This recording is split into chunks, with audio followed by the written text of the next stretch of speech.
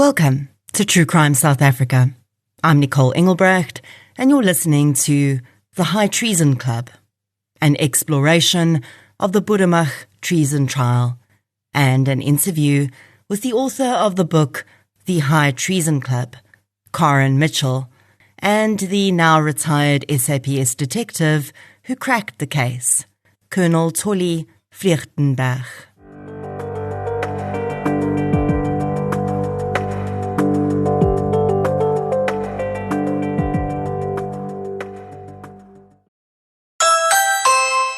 Make upgrading your home security a priority with Ring's range of smart security devices, indoor and outdoor cameras, video doorbells and alarms.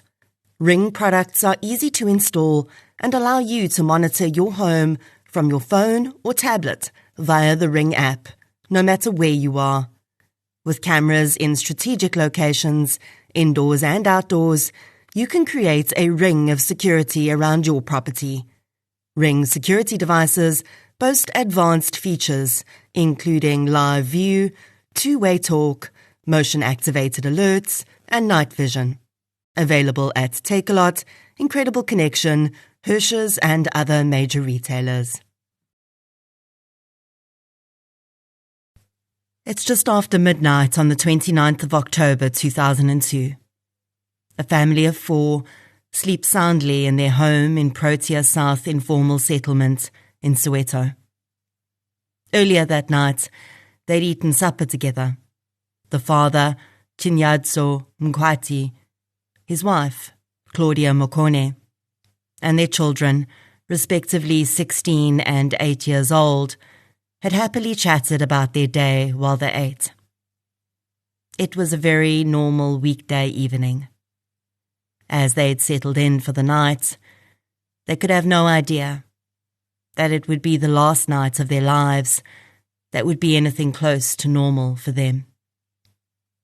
As the clock struck midnight, a loud explosion resonated through the air. The timing of that explosion and its effects on Claudia and her family were almost simultaneous. The family's home was just 400 meters from the new Canada railway line, and when that line was bombed that night, the steel from the track turned into a deadly, flying weapon. The piece of steel came through the roof of the family's home, striking the bed in which Chinyatso and Claudia slept. Claudia Mokone was killed instantly. She sustained a life-ending head injury.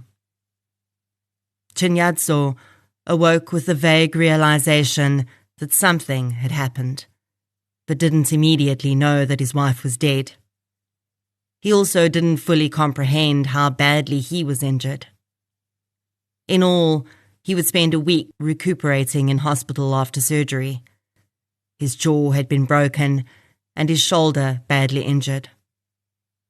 He carries the scars of that night, both on his body and in his heart. Thankfully, the children were uninjured, at least physically. As Claudia's husband had been rushed to the hospital and her children had been ushered off sobbing and in shock to the neighbours, 3 men had been making their escape.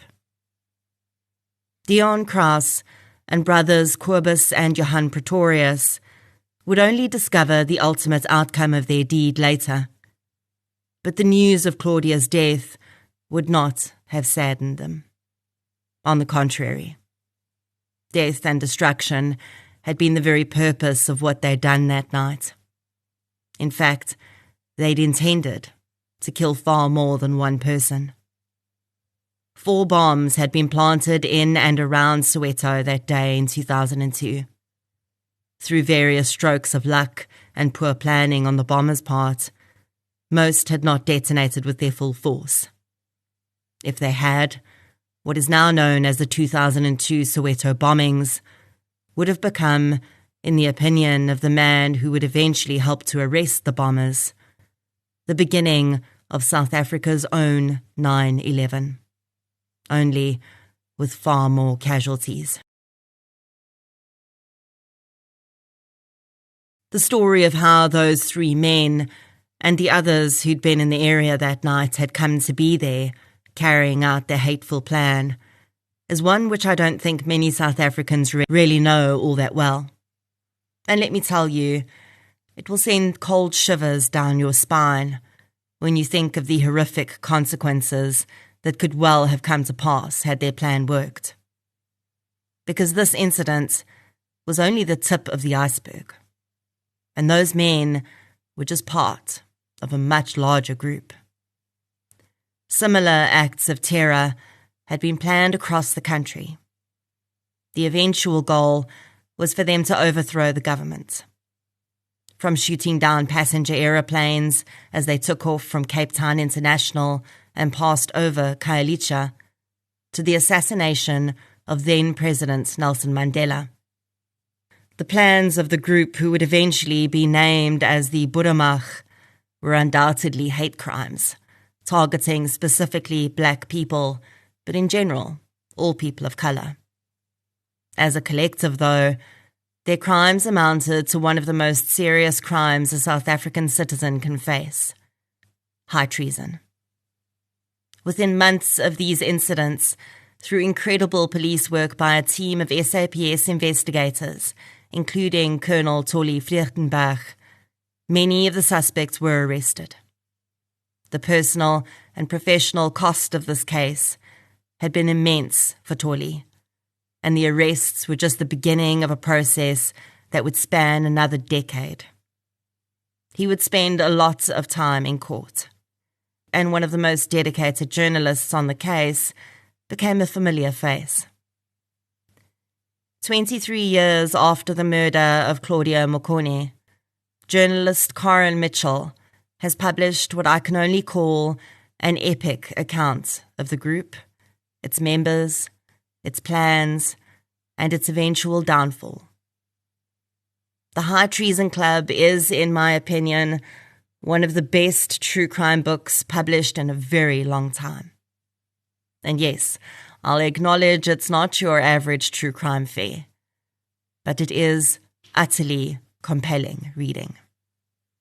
Karin has taken what could be a long list of relatively difficult to digest information and turned it into an incredibly well-told story of hatred, skewed religion, culture, indoctrination, and what happens when a very specific group of individuals all believe they're doing the world a favour, when in fact that could not be further from the truth.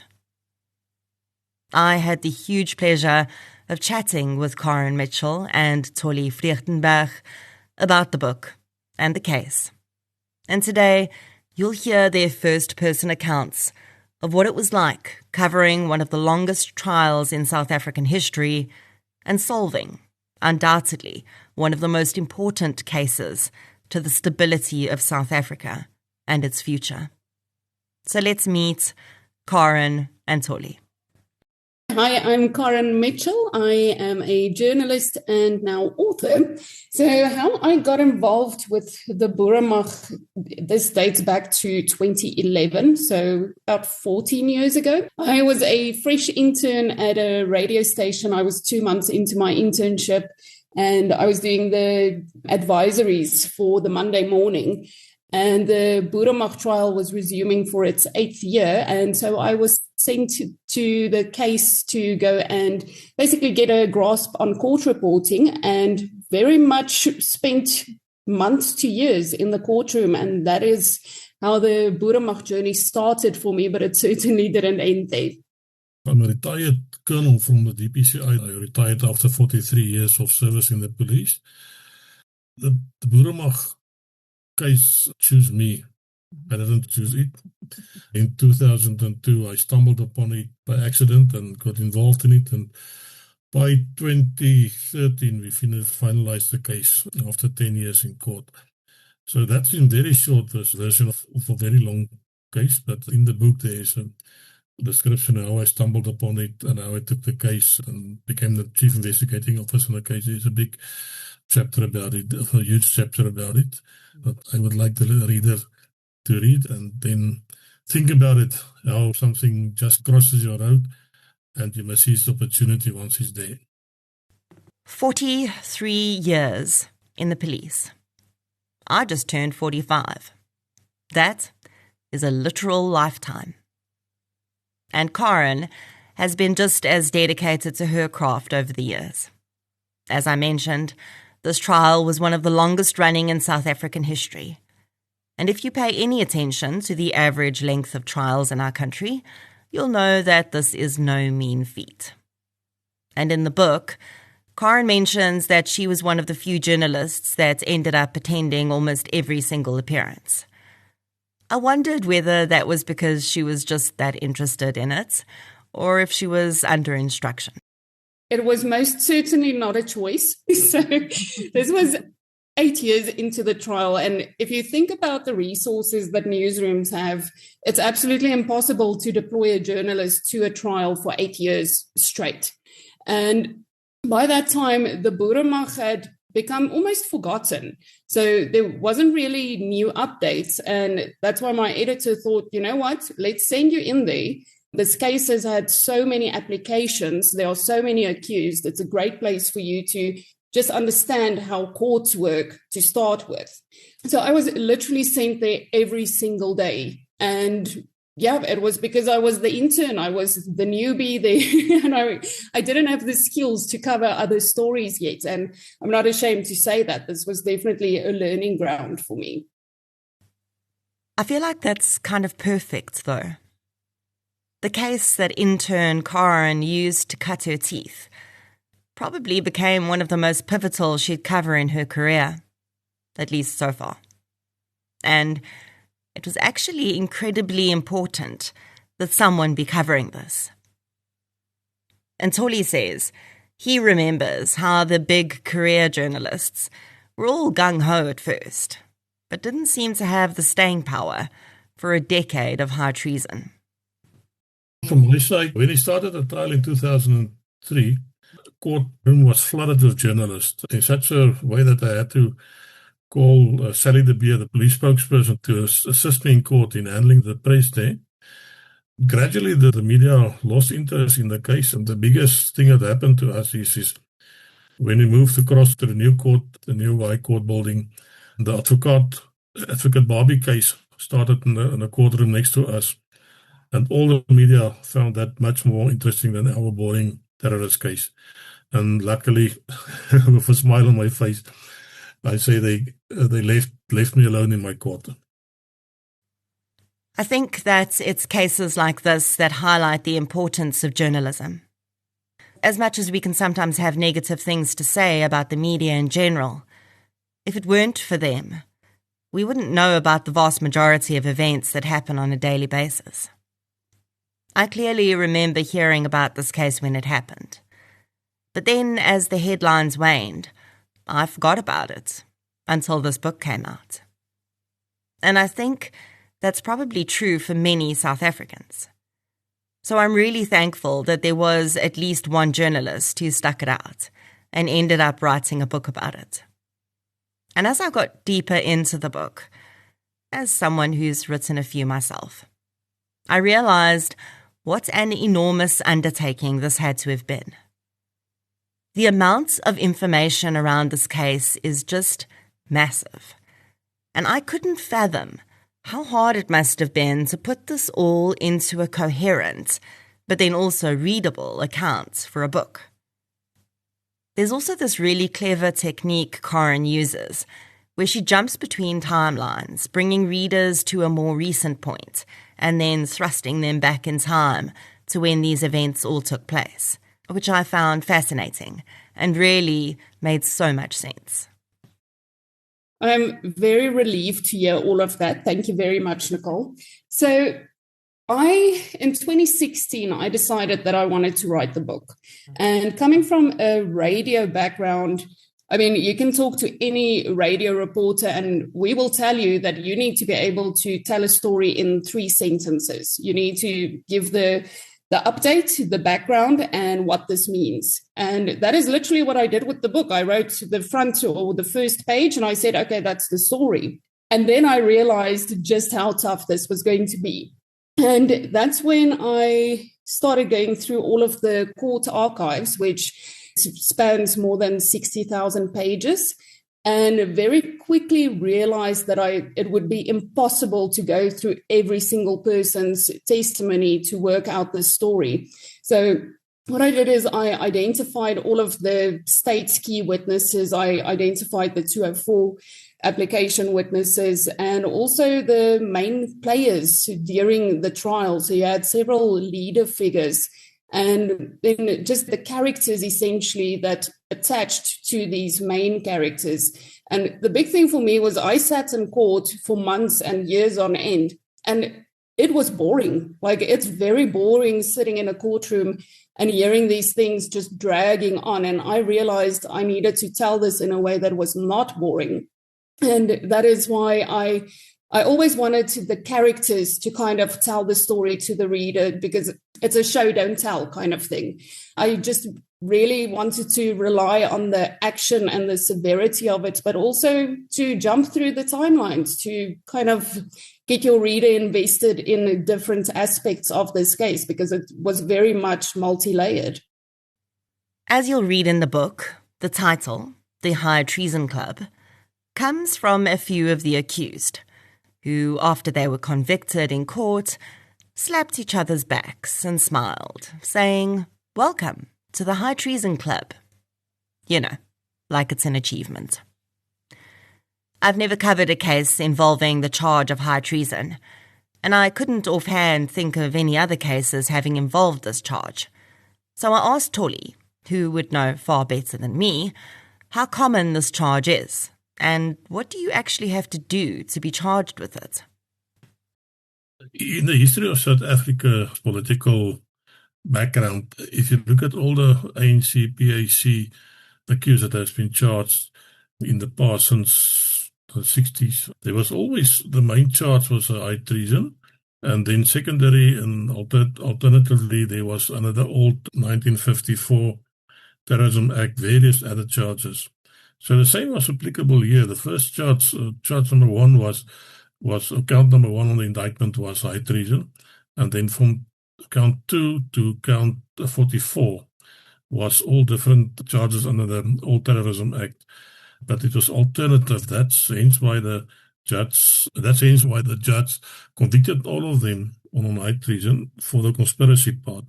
Now, the requirements for high treason is that you must be, firstly, a citizen of South Africa or have an alliance to the South African government.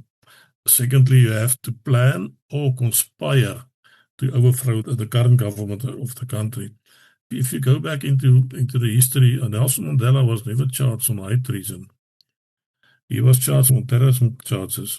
And the judge in his judgment said if he was charged on high treason, he would have convicted him of high treason and sentenced him to capital punishment, so he would have been executed. Many other ANC cadres were charged for high treason and they were executed as their sentence. The Boeremag group, to which all of the accused and convicted belonged, were both fascinating in structure, in my opinion, and quite terrifying. I feel like these groups are far more common than we think they may be, and they almost felt cult-like in some ways to me. So the right-wing extremists in South Africa do exist. It will never go away.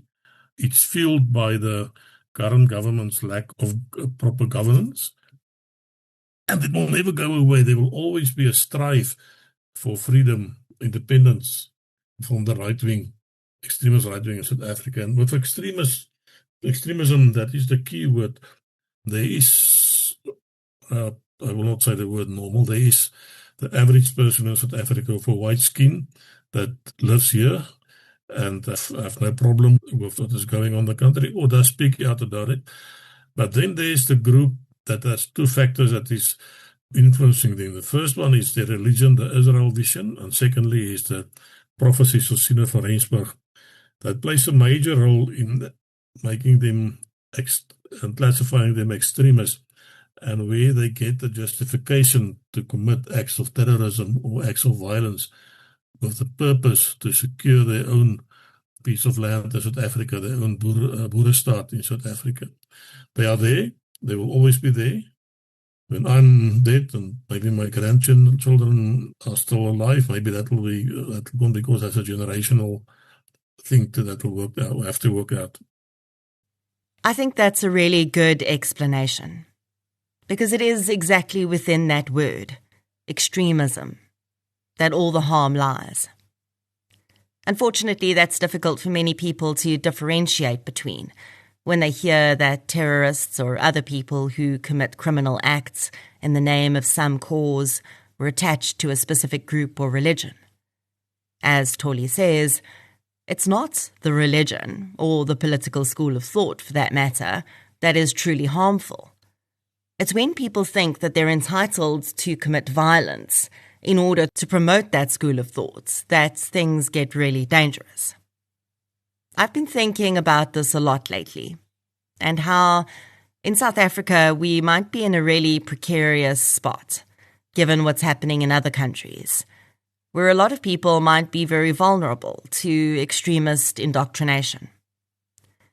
This book came out just after US President Donald Trump had started making some poorly informed blanket statements about our country, and I couldn't help but think how that would be like fuel to the fire of someone who may already be feeling that there's a specific perceived threat against them. I asked Karin what she thought about the book being published into the public discourse that was happening at the time. Absolutely. So I believe that was it early February or early March when Trump issued that executive order. And it was about a month or two before the release of the book. And I remember I just went cold. So I definitely did not plan it. It was definitely not planned on my side, because also if you're launching a book, you are obviously stressed about the climate in which it's going to be released and how people are going to, what the acceptance is going to be of the book. But it's also heading back to the refugee status. And with you mentioning the perceived threats, I obviously sat and thought about this quite a bit. For me, we don't have a genocide in the country. I think a lot of people will agree on that. Sure. But also, it's not for me to say that your fears are not warranted. So we need to be able to step away. And also, that was one of my big lessons in covering the Boeremag trial, is we need to be able to step away from our own beliefs and our own ideologies and put ourselves into other people's shoes. If somebody, let's say, like the Boeremag, if you lived on a farm all of your life and people are telling you that there's this threat, your people are going to be killed, there's going to be mass black on white violence, obviously some of that will ring true to you and it will instill some fear in you. So from that perspective, I understand. And that is what the book has taught me, or the trial has taught me, is to just be more understanding of people and why people act in certain ways. But also we need to remember, just heading back to the Boeremag, that what they did was absolutely not right. So you need to always remember what the actions are. And if anything is illegal, that is what it is. It's illegal. That's the long and the short of it. Fear is a powerful driver, and that is really, at the base of it, what I feel was weaponized in this case, and is so often weaponized in similar situations. And it's another reason I become so concerned when skewed narratives start being repeated, which may end up feeding into the fears that some people have.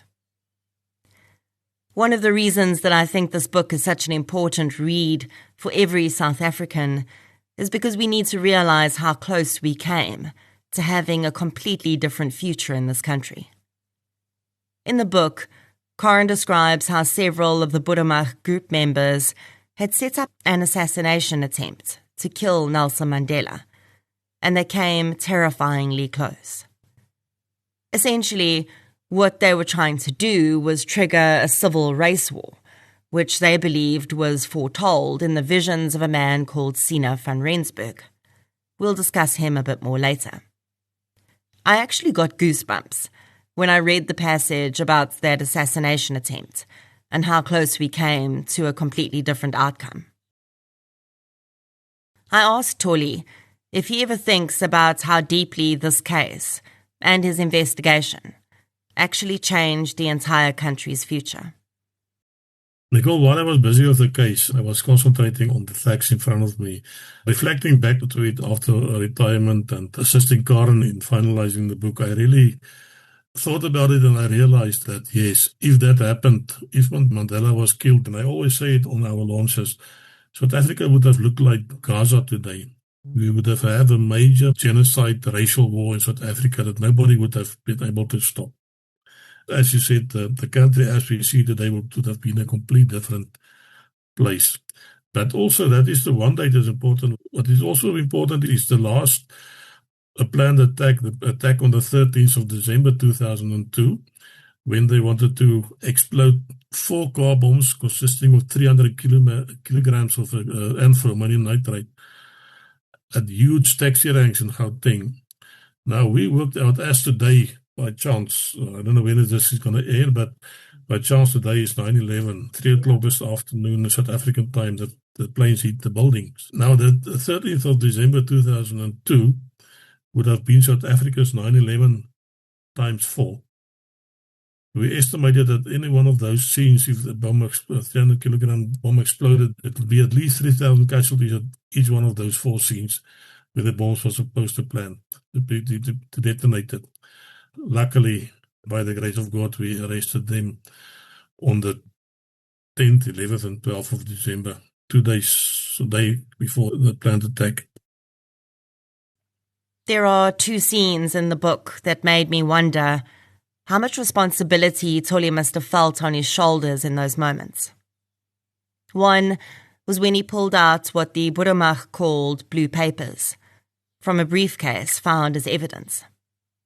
Those blue papers detailed the plans that the group had to overthrow the government. And the other moment was when he realized that somewhere out there was a truck full of explosives. And if he didn't catch these guys in time, many innocent people may die. I asked him what those moments were like. At that stage, one must put your personal feelings aside and you must get professional. When I joined the police in 1980, I took an oath to protect the country, South Africa. My oath was not to protect the National Party or protect the ANC, but the inhabitants of South Africa. And in this case, exactly when the moment I saw that blue papers and I realized what the meaning of it is and what the potential of it is, I knew that this is something that I must attend to. I must do myself, work on it myself, as to protect South Africa as a country. And I, for one, am incredibly grateful that Tollie took that oath. I always say that one of the biggest shifts that's happened for me over the last 6 years is how I see perpetrators of crime. I'm far more capable of seeing the humanity in even the most cruel of murderers now than I ever was before. I wondered whether Karin, having spent so many years watching these men attend court, grow older, hearing their stories, whether that gave her a glimpse into their humanity. Absolutely. You could not have described it any better. As I say in the book, when I walked into the courtroom, I immediately, and this was only in hindsight that I realized it, but I immediately judged all of the men in the dock because they represented everything that I did not want to see in my country. And here I needed to spend days with them. And I remember in the beginning, whenever I was deployed to the case again, I would kind of sigh because it was definitely not a trial that I wanted to cover just because I did not enjoy it. But it was once I started to really just observe the men in the dock and you see new family members coming to visit them and the children. And I remember being deeply touched by the aspect of all of the children being involved in this trial. And it's kind of that thing of children having to pay for the sins of their father. And that definitely inspired the writing of the book as well, as for people to see don't judge the children of these men. These men definitely had their own radical ideals.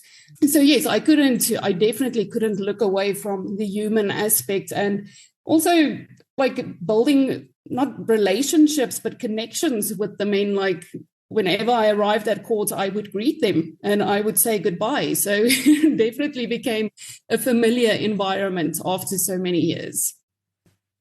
Karin would spend quite a lot of time communicating with one particular accused person, Mike du Toit, and just reading some of what he told her and the way he presented himself to her, I wondered whether she felt that he was trying to manipulate her at all. Or, maybe I'm just far too suspicious for my own good. So in the beginning, Mike, this was before the sentencing and judgment. So he was allowed to send me emails. And in the emails, he obviously, because when you walk into a trial or into a prison environment, you can't take anything with you. So I was not allowed to take a recording device, much to my frustration.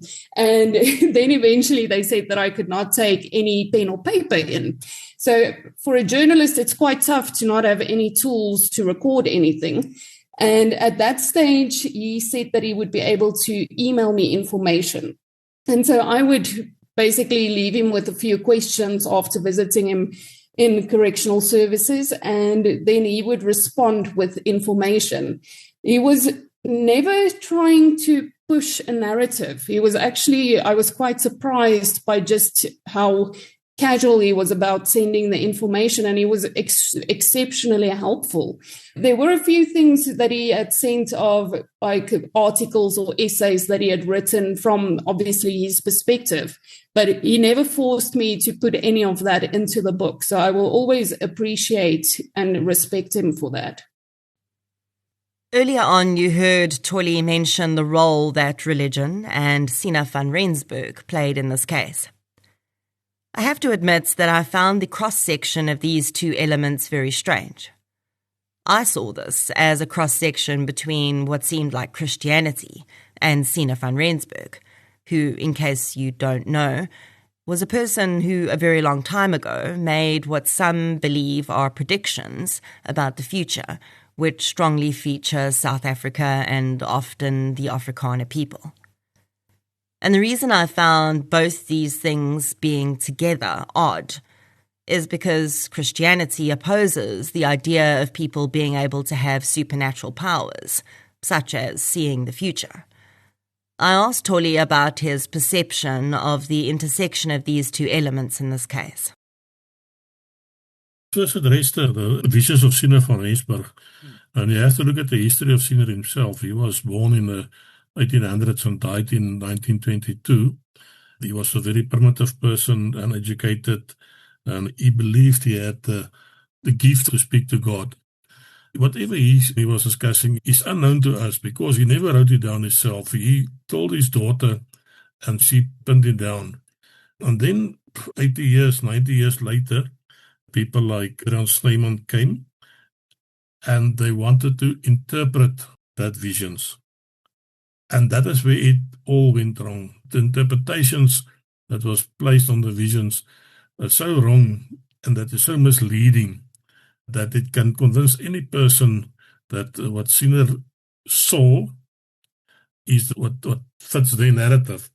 But unfortunately, that is not how it happens. There's another book by Professor Raad and Nelly Swart from the University of Free State, that die vier kleurs sal weer wapper, that have a better description of the Sina van Rensburg visions, as well as more interpretations of each vision. So that is on the Sina van Rensburg visions, but the interpretations of the visions said what the people wanted to hear. If you understand what I'm saying, they wanted to hear that there is a genocide coming to South Africa. They wanted to hear that the night of the long knives will happen when a black leader dies and young boys jumps out of his grave with assegais and start killing the white people. That they call it the night of the long knives. That was never part of his visions. That was just an interpretation of it. Going to the religion, that is completely not Christianity. The Christian religion, that is Israel vision religion, where they do not acknowledge the existence of Christ, the Son of God. They see him as just also a prophet. So these men believed that the interpretation of Sina van Rensburg's recorded visions predicted that this racial war, which would end in their victory, would start with the death of a black leader. And so when they planned to assassinate Nelson Mandela, they thought that they would essentially be making that vision a reality. And this would spark, as Tollie says, what they call the Night of the Long Knives. Karin explains a bit more about the Israel Vision belief system. So Israel Vision, when you look at it, it's when you go and search for it on Google, it's not a religion, it's a movement, it's an ideology. And essentially, it's people who think that they are part of the 10 lost tribes of Israel because they believe that these lost tribes somehow ended up as the North European Protestant people. So being descendants from the Afrikaans people in South Africa kind of identify as part of that. But when you look deeper at it, essentially they think that they are the chosen people. They are God's chosen people. They are better than any other race.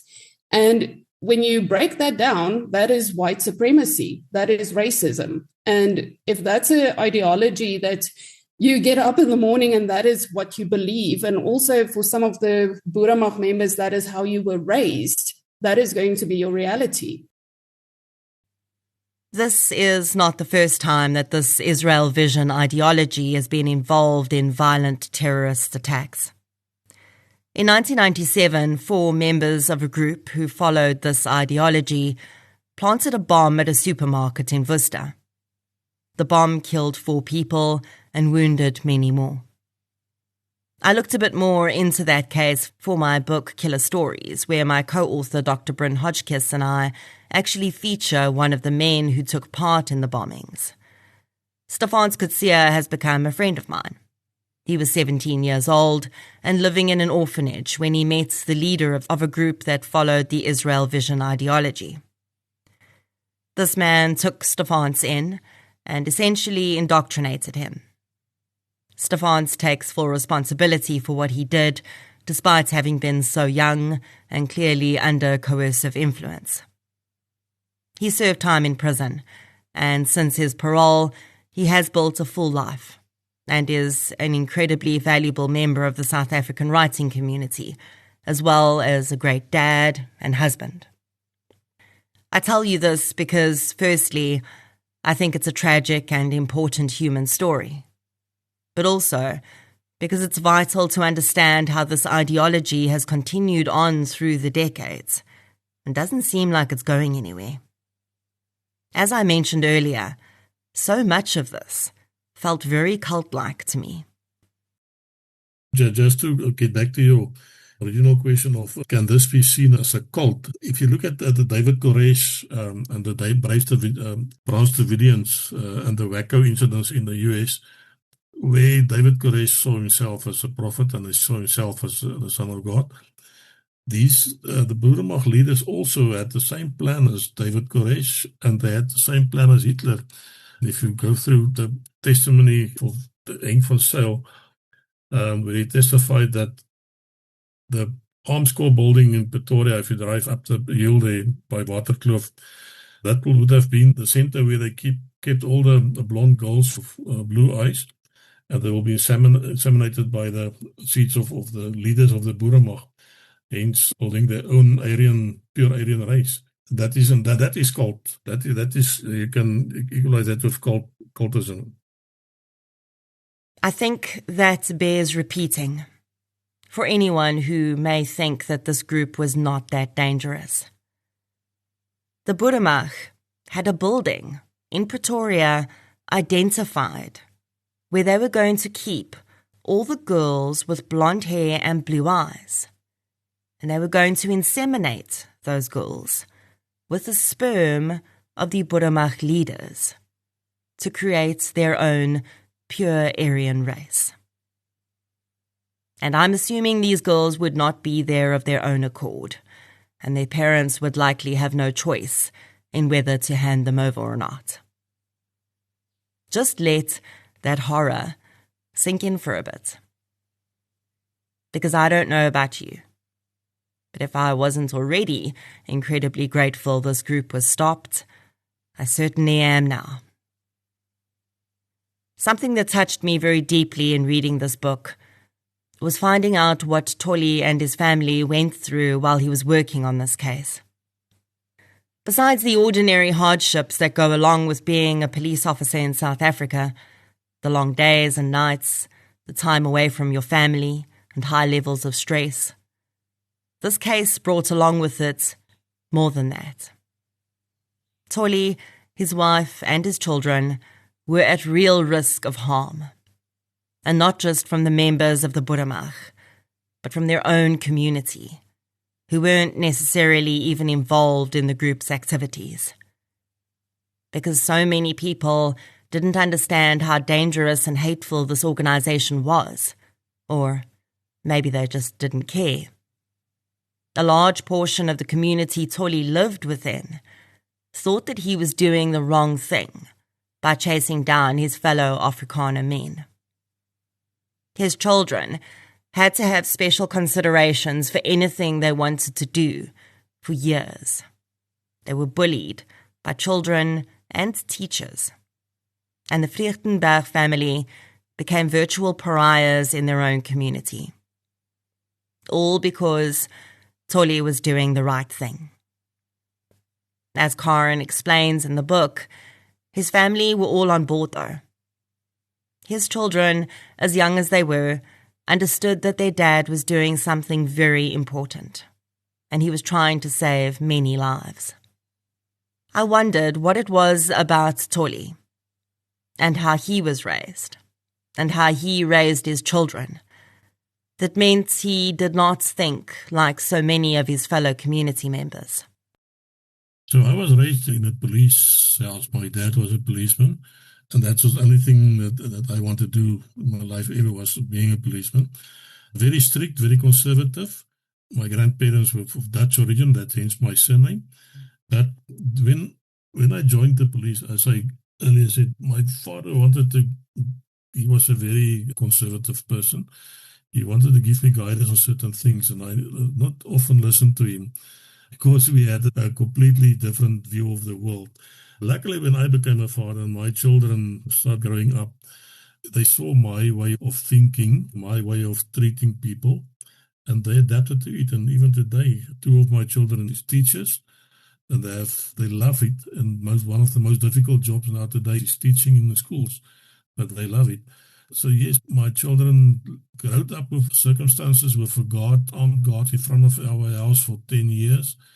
They experienced the victimization from their principals, their schools, their co-students, and they just built resistance against it, and hence thinking the same way as their father did. And I think if you take that example of Tollie raising his children with his own values and not necessarily the ideals his father had, that was a positive thing. But the opposite can happen too. And when I was reading about some of these families involved in the Boeremag, and how it was fathers and sons involved, and the mothers were cheering them on from the sidelines, it struck me that these families were almost mini indoctrination systems of their own. They were not just receiving this ideology from the outside once a week at a meeting. They were being indoctrinated from within by their own families too. Yes, to a certain extent. I mean, if you look at, let's say somebody approached me and said, we have this plan, but they invited me to a meeting of, let's say, the Boeremag. And I listened to what the speakers are saying. With my upbringing, I would start laughing and I would walk away. So I think it heavily depends on the way that you were raised. And as you and Tollie were just saying, it stems from the household. And I mean, I was born at the tail end of apartheid, 89. And so I kind of grew through the era of moving away from racism. But then obviously you've got friends who still use derogatory terms or who don't want to be friends with Black people. And the only reason that's happening is because their parents are telling them that this is the way that we believe it to be. My parents told me we accept everybody, we're inclusive, we're tolerant, everybody's equal. So that is the way that I choose to live my life according to the guidance that I've received. So absolutely, it's if you are susceptible to something, you could definitely fall for these plans. If you look at the way that the Boeremag members were recruited by Mike, his brother Andre and Roy Koos and later Lawrence du Plessis, they had this false reason for attending a meeting in a rural area. Firstly, the rural areas was big because farm attacks and the killing of farmers was very prominent during 2001 and 2002. And then during the meeting there, they showed a video of Sine van Rensburg, the Adrian Snyman video of Sine van Rensburg's visions, and where they explained and they changed their minds and influenced them and said that danger is coming, but we must prepare ourselves from this possible attack on it. And if for instance, our investigation showed that they attend a meeting, for instance, at Gardou in the northwest, 50 people joined the meeting or attended the meeting, only 2 joined the Boeremag afterwards. So the other 48 were not influenced by what they were saying, but 2 were influenced, and 2 was enough for them to build on the recruiting push that they had. And then what was interesting, that's where the interesting part comes in with the Israel Vision religion, that most of those guys that then say from the 2 from the 50 were aligned with the Israel Vision religion, and that sense what the base of the whole group was. I think that's very interesting. So their recruitment numbers were pretty low because the vast majority of people were not convinced by what they were selling. But 2 was enough. And if those 2 were part of it, then they might also be able to convince other like-minded people. Also really interesting that they specifically selected rural areas to recruit in and focused on the farm attacks issue as something to pin their ideology to. In my mind, that's classic predator behavior. Find the vulnerability and exploit it. And they did. I feel like a lot of what ended up foiling the Boeremag's plans was access to resources. Recently, I read about a case where a man had been caught up in a right-wing organization, and he'd left his estate, which was worth 40 million rand, to the organization when he passed away. Thankfully, his siblings flagged this and ended up going to court to stop the organization from inheriting, because they could prove it would be used for illegal training activities. While I was reading about the Boeremag, though, it just got me thinking, what kind of absolute chaos and loss of life could have been caused by a group like that if they'd had access to 40 million rand? Yes, they had access to quite a lot of money. If you look at terror financing in the sense that they were self-funded. So one of the early leaders, Lawrence du Plessis, is turned a state witness, Section 204 witness later on the case. He's still a very healthy farmer in the Tabazimbi area, but he was not willing to share his money for the cause. He bought false money on the black market, and then they used the false notes to fund themselves, and the rest of them were using their pension money, etc. The Pretorius family, if Potgieter's Rus Letts and his 3 sons, used all their money that they had available to fund the Boeremag. And as you said, yes, if they had more access to more money, most probably there will be more success. But I think the biggest problem that they have was access to human resource manpower. The night of the 12th of September 2002, they were gathering here close to Bella Bella on a farm, Kopia Lane, to launch the attack of the 13th of September in Gauteng, where they would have planted 18 car bombs at different places there. They expected 500 people to arrive there. They were preparing for 500 persons to join them. Only 27 pitched up. So that is the willingness of the people also to join them. That was one of the problems. Call me mean-spirited, but I would have paid to see the look on the face of the Boeremag leaders when their legion of 27 warriors pitched up. And really, this kind of surprised me, to be honest. I guess it just goes to show that what you think seems to be a really widely held ideology, if you look at comments on social media, for instance, just perhaps isn't there in reality. And it's easy to be a keyboard warrior and spew hate online. But when you're actually asked to stand up and do things in real life, very few seem willing to do that, thankfully. Yes, and if you look at the world history also, and the big revolutions that changed the world, the French Revolution was started by Robespierre and a few guys, and it led to the complete change of the landscape of France.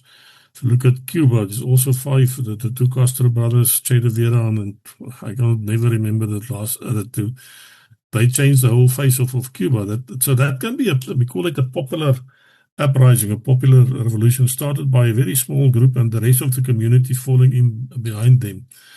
But then you get cases where it is completely doesn't happen. It doesn't happen. The community doesn't agree with your visions and your plans, and they do not fall in and join the group. For both Karin and Tollie, the journey to this book has been long and emotionally draining. I asked Karin how it felt to finally release this book into the world and how it's been received. So when I held the very first copy of the book in my hands, I was with a friend and she asked me, how does it feel? And I remember just sighing and I almost burst into tears and I said, it feels as if I can breathe. So it's not been something that I've enjoyed. And I'll say that quite honestly. It was more a responsibility than anything else, because I knew that I'd always wished that somebody else was going to write the book. And then I realized that nobody else was going to do it. So to me, it became an absolute responsibility that has really kind of overtaken my life since 2016. So it's been a very, very long time.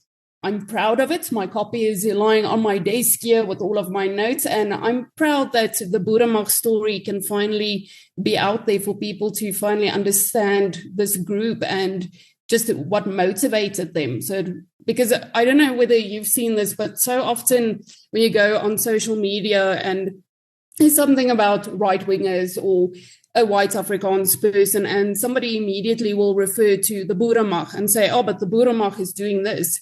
And I really just want to quash those ideas. The Boeremag doesn't exist anymore. It was a very specific niche group that no longer exists. So that was part of why I wanted to tell the story. In terms of the reception of the book, it's been, and Tollie can also agree to this, we've received so much feedback from different corners, even from defense teams and accused themselves, who say that they are happy. It feels like a balanced book to them. And that's all I wanted, was for it to just tell the story objectively. Because from my side, the story was from the first day in court, I realized this must be a book. There must be a book about this case. I saw the enormity of it. And I'm so glad that Karin, as a younger journalist, took it on her. But the mindset is not the same as Karin. Karin had a more objective mindset and a younger mindset in looking at the facts. And I'm so glad that she's the one. And I'm so proud to be part of her team to put that book on the shelf for the generations to read, because this is going to be part of South African history in the future. I wondered how this experience had been for Tollie. I know that when you're working for the SAPS, it's drilled into you to avoid the press and talking publicly like the plague. So I thought it must have been quite a shift for him to now be a public figure talking about this case with Karin in interviews and at launches. So for me, to say public speaking is not a problem for me. I've been, apart from being a detective for my whole life, I also like to share my experience, and I've trained policemen in South Africa on counterterrorism various hundreds of training sessions. And so public speaking is for me not a problem. Even now, as I'm retired, I just returned from Dar es Salaam where I'm training East African police on counterterrorism. This is the first time that I can really put my side of the story in the public domain. I was always restricted by the organization that I worked for, that I'm not allowed to speak to the media. Only certain people can speak to the media. But now I have an open platform and I can tell my side of the story for people to better understand what motivated me and what really happened to me. And I think that's incredibly important. The public, and I include myself there, need to understand what our police officers are dealing with on a daily basis. I think we need to have those moments, which this book delivers over and again, where we go, holy cow, these guys literally saved our country. And Karin wants to emphasize how deep the effects of this mammoth case really went. It's also part of the reason for the book is I think people so quickly, they're forced to assume that it was 23 men in the dock and then a judge and a few lawyers. But when you break it down, the 23 accused, all of them had family members. So that already runs into the hundreds. Then you get the detectives, you get the prosecution, you've got the defense, and all of them are also affected by this. It's running into their family time. They're not able to just attend normal family things. So I think it's important for people to realize just how many lives are involved in prosecution in general. The High Treason Club is honestly a must-read for every South African. It's a hard-hitting and complex tale of how fear and illogical hatred can be weaponized, and how you will never really know what is happening beneath the visible beating heart of a community until it's too late. It's also a tale of sacrifice and duty, and the men and women who take oaths to protect and serve our country, and take those oaths very seriously. Ultimately, it's a tale of how close we came to losing thousands of South African lives, and how one woman did lose her life. The book is dedicated to Claudia Mokone. And of all the many names in this book, I'm grateful to Karin for ensuring that Claudia's is the first we read. In the end, 5 of the Boeremag members were found guilty of culpable homicide in relation to Claudia's death. The judge found that the state had not proven a case of murder. One life lost is already too much, but it does not bear thinking to consider how many Claudias there could have been if this group got their way. If ever there was a time when someone's senseless death could teach us anything, I think it's now. And that no ideology or indoctrination or fear or illogical hatred is worth more than human lives. And as far as we may have come in terms of tolerance and equitable thinking, it is not safe to assume that this will never happen again, because there will always be people who think in the extreme and who believe that their lives are worth more than others. All we can perhaps hope for is that those individuals will always remain in the very, very small minority, and that there will always be police officers like Tollie Vreugdenburg and journalists like Karin Mitchell to ensure their plans are thwarted. Claudia Mokone, rest gently.